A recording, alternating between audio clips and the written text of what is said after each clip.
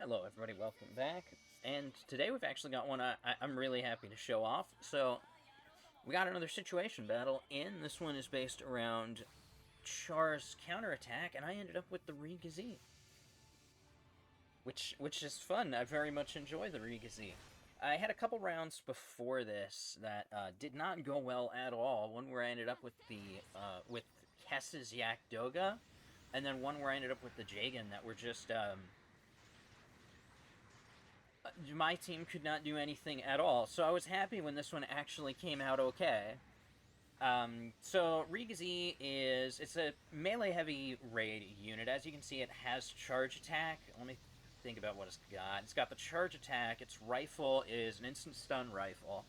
It has a set of wrist-mounted grenades that I believe just do build stun. We actually did manage to land a hit with that charge attack, too. I'm always very happy when that actually manages. It's easier in space, by the way. And then it's got the waist-mounted grenades that you just saw there. Those also deal stun. So, and the head Vulcans, too. So it's got a couple different build stun options, as well as two different instant stun options. And we're bearing down on Kess's Yak Doga now. That is the support for this round, so this is my main target, if I can get close to it. Which can be a little bit tricky in space, but the fun thing about space, which is also why I can manage to actually land heavy attacks in space, nobody can figure out spacing. Nobody can figure out how to tackle properly. I rarely see space tackles, so that means that I have a lot of room to get up like that. Well, I also stunned him, but very frequently I can actually manage to get in, and also you can position things weird too, where you come in at someone's feet, hit them with the topmost point of your upswing, where they can't really tackle because they go over your head. Yes, yeah, it's fun times. Space is a full range of movement. Adding that extra Z-axis,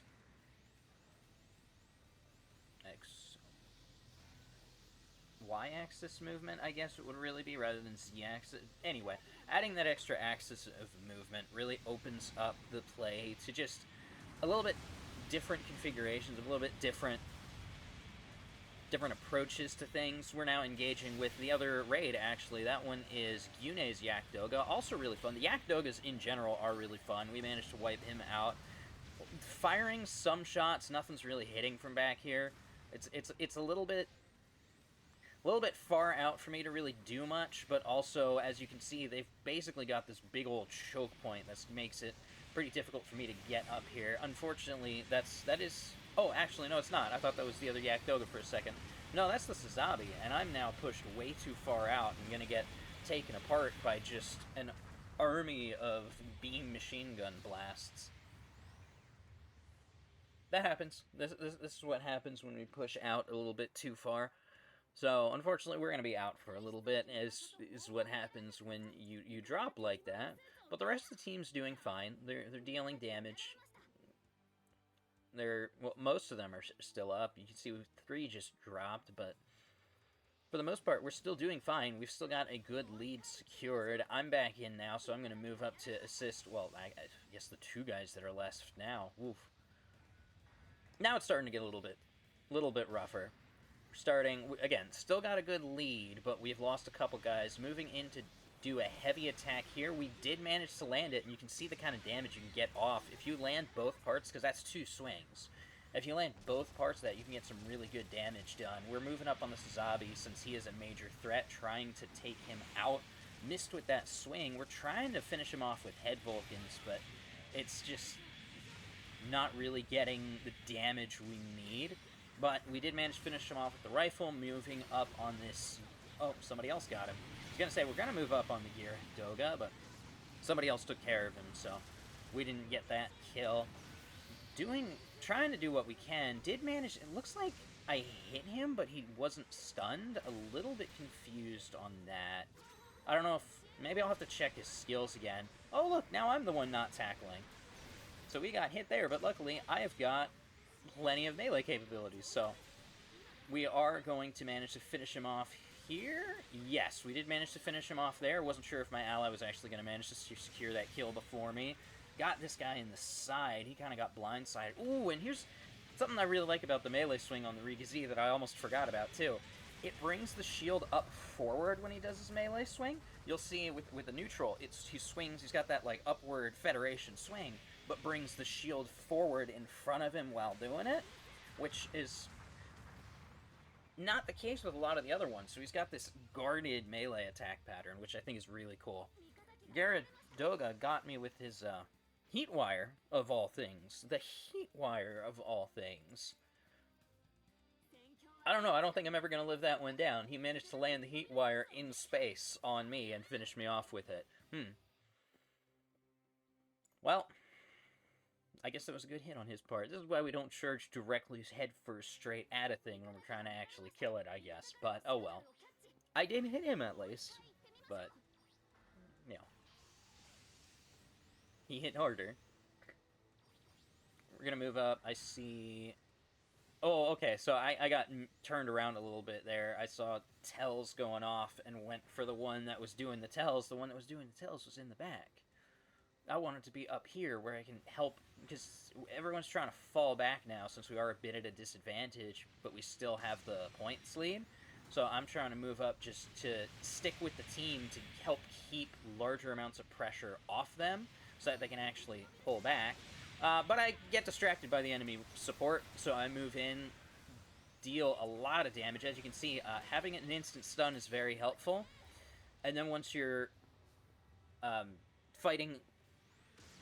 Not against type is the opposite of what I mean. Once you're fighting the thing you have advantage on, it just dies. You just rip it apart.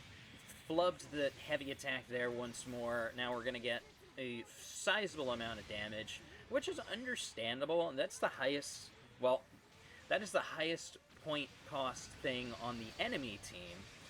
And you can see we flubbed a tackle there. We tried. If that had connected with him, I think the tackle would have taken, but we just went right under his feet. My aim was terrible on it. That's part of why you don't see enough people really do their tackles in space. Well, we moved in, we got a little bit of damage before we dropped. Somebody else set up the stun for me, so it was pretty easy to just move in, get those couple hits in. Unfortunately, could not last too long. Took way too much damage from the Sazabi.